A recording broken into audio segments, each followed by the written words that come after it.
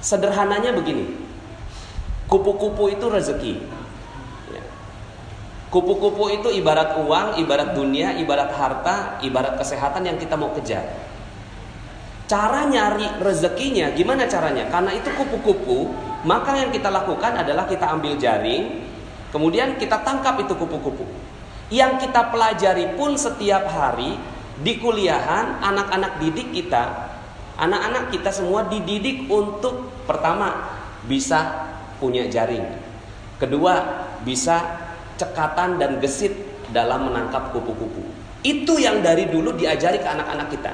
Sekarang ini model pembelajaran kita sekarang seperti itu, ngejar kupu-kupu. Kenapa? Kupu-kupu itu proyek, uang, harta, hal yang enak-enak segala macam itu dicarinya dengan cara seperti itu. Akhirnya apa yang terjadi? Semuanya ngejar kupu-kupu. Pas ditangkap, dimasukin dalam sangkar, senang. Kemudian besoknya lebih terampil lagi. Karena udah terampil, akhirnya bukan satu jaring, 2 jaring diambil, masuk 4 kupu-kupu, masuk dalam sangkar. Besoknya begitu lagi, 5 kupu-kupu masuk dalam sangkar. Besoknya lebih terampil lagi, cabang bisnisnya makin banyak, 10 jaring diambil, 100 kupu-kupu sekali ambil, masukin dalam sangkar. Sekarang pertanyaannya, setelah kekumpul 1000 kupu-kupu di dalam sangkar, 1000 kupu-kupu sudah ada di dalam sangkar. Lalu kemudian kita ingin bermain dengan satu kupu-kupu. Ingin bermain dengan satu kupu-kupu. Kita mulai buka pintu sangkarnya, lalu kemudian kita pengen bermain dengan satu kupu-kupu. Gimana perasaannya, Pak? Halo? Ini masih pada hawa sahur. Terkumpul 1000 kupu-kupu di dalam sangkar, lalu kemudian kita pengen buka pintunya. Pas dibuka pintunya, ya keluar semua. Perasaan apa yang ada pada saat itu? Perasaannya, apa perasaannya? Galau, khawatir, cemas, takut, gelisah. Itulah dunia. Itulah dunia. Kita selama ini, anak-anak kita, belajar yang tinggi. Buat apa, Pak? Buat supaya kamu dapat nilai tinggi. Terus, supaya kamu bisa kerja. Terus, supaya kamu bisa nikah. Terus, semuanya diajarinnya untuk apa? Untuk bisa ngambil kupu-kupu. Tapi, anak kita bingung. Bahagianya di mana? Pas mau dinikmati, kemudian dia mulai buka pintunya. Kok saya nggak bahagia? Maka, kalau mau bermain dengan kupu-kupu, kenapa tidak bangun taman? Kalau mau dapetin kupu-kupu dan bermain dengan kupu-kupu, kenapa tidak bangun taman? Cuma caranya berbeda, alatnya juga berbeda. Yang satu ke atas, yang satu ke bawah. Dia mulai cangkul, pelan-pelan, masukin benih, dijagain, disiramin, dipupukin, lalu kemudian tangkainya mulai muncul, lalu kemudian daunnya muncul, bunganya muncul. Pas bunganya muncul, kebahagiaan terus berlipat. Ketika kupu-kupu itu datang, kupu-kupu udah pasti datang kalau ada bunga. Udah sunatullah. Kalau udah ada bunganya, itu kupu-kupu pasti datang. Sekarang pertanyaan saya, ketika ada satu kupu-kupu dan kita bermain dengan kupu-kupu itu, ada gak perasaan yang tadi? Ada? Resah, galau, gelisah, cemas, ada? Halo? Udah gak ada ya? Begitu yang harusnya dilakukan untuk mencari rezeki. Cuma selama ini yang kita lakukan adalah ngambil kupu-kupu dan gak punya taman. Akhirnya apa yang terjadi? Malam hari galau. Kenapa? Kupu-kupu hilang. Dicuri, hilang. Hilang handphone, galau. Diputus pacar, besok bunuh diri. Anak-anak kita sekarang, jangan sembarangan Bapak Ibu. Mungkin zaman-zaman kita, ini saya mulai memahami psikologi anak-anak kita sekarang. Mereka hilang loh Pak. Hilang mereka, kebahagiaan hilang. Mereka berpikir bahwa kebahagiaan itu bisa didapat di gadget, di Dubsmash. Tahu Dubsmash? Instagram, ya. Itu mereka mulai dapatkan kebahagiaan di situ. Itu semua. Maka hati-hati, anak-anak sekarang itu mulai hilang tamannya. Mereka nggak punya taman, yang mereka kejar adalah kupu-kupu. Ketika mereka kejar, kupu-kupunya hilang, malam datang, kupu-kupu hilang. Anak-anak sekarang nggak ada yang kuat nahan cobaan Pak. Nahan ujian, nahan musibah. Anak-anak sekarang itu galaunya luar biasa. Maka hati-hati, mungkin dulu kita masih ada sedikit sisa-sisa taman. Tapi sekarang anak-anak sekarang kita mulai harus merubah gaya kita. Makanya sekarang semua pada kebingungan. Coba Bapak Ibu perhatikan, lulusannya kimia, tapi malah kerjaannya yang lain. lulusannya arsitek tapi kerjaan yang lain. Pernah ada yang perhatiin itu? Berapa banyak orang yang kerjaannya sekolahnya A, pekerjaannya A? Sedikit sekali. Di Amerika datanya hanya 4%. Itu di Amerika yang link and match-nya bagus. Tapi di Indonesia, Masya Allah. Maka cara nyari rezeki sederhana. Gimana cara nyari rezeki? Bangun taman. Ini yang selama ini kita tinggalkan. Kita gak punya taman. Akhirnya apa? Galau, gelisah, khawatir, cemas. Kita nggak punya taman, yang kita cari kupu-kupu. Seneng banget tuh, ada orderan, ada project, ada harta, apa segala macam datang. Tapi kita mau beli sesuatu, beli mobil aja, pas mau beli mobil, sebelum tuh mobil masuk kita bikin sangkarnya dulu. Kenapa? Karena takut kalau kupu-kupunya hilang. Tuh. Nah, terus gimana dong? Ya udah, sekarang ganti fokus. Kalau kemarin tadi kan semalam kan saya bilang utang tuh lunas, ya kan? Karena memang kalau kita masih ada hawanya hawa utang, itu rezeki nggak akan pernah datang. Hawanya hawa utang, rezeki nggak bisa datang. Ya. Tapi kalau hawanya utang udah lunas, insya Allah gampang banget tuh datang. Nah itu salah satu tamannya rezeki. Nah untuk memupuk itu ada 3 hal. Ya, ini tadi saya dipesenin Ustadz kultum aja, benar-benar kultum, kuliah 7 menit. Ya udah, saya cuma kasih kisi-kisinya. Fokuslah pada 3 hal ini. Fokuslah pada 3 hal. Pertama, pikiran yang positif.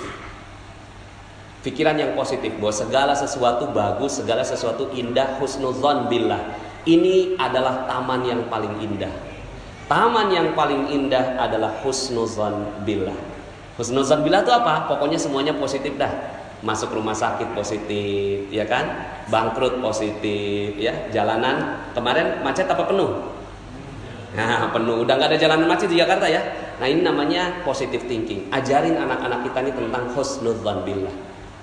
Kalau anak-anak kita berhasil mendapatkan ini, maka ini adalah sebuah kebahagiaan yang luar biasa. Yang perlu dicari ini positive thinking. Positive thinking. Yang kedua, ketenangan jiwa. Ini yang perlu dikejar.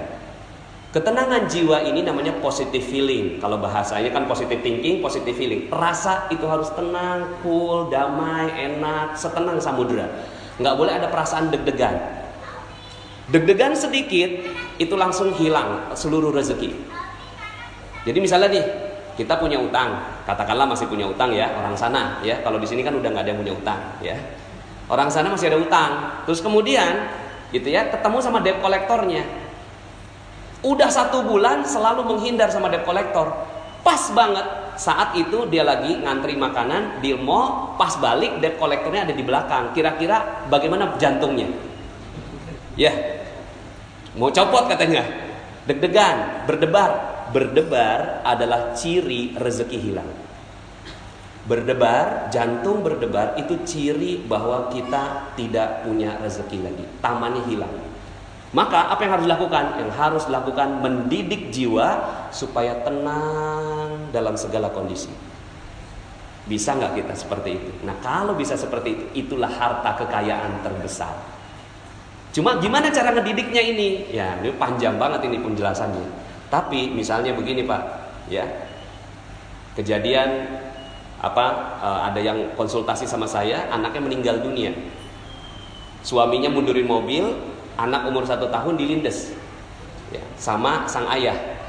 Yang lebih tragis, kakaknya ngelihat dengan mata kepala sendiri ini adiknya dilindes sama ayahnya sendiri, dan sakaratul maut mati saat itu juga.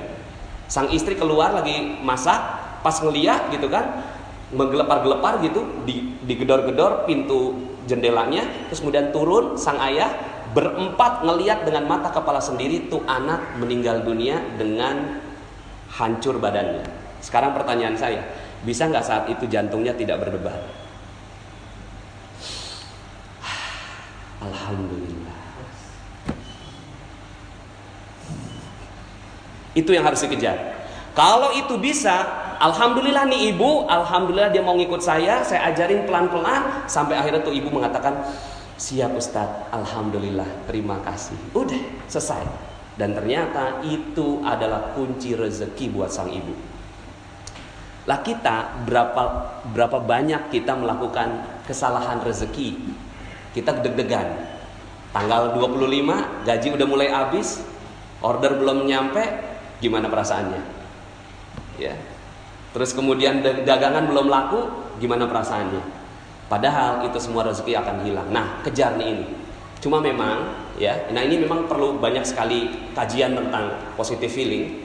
Cuma bocorannya adalah positive healing hanya bisa didapatkan dengan ibadah.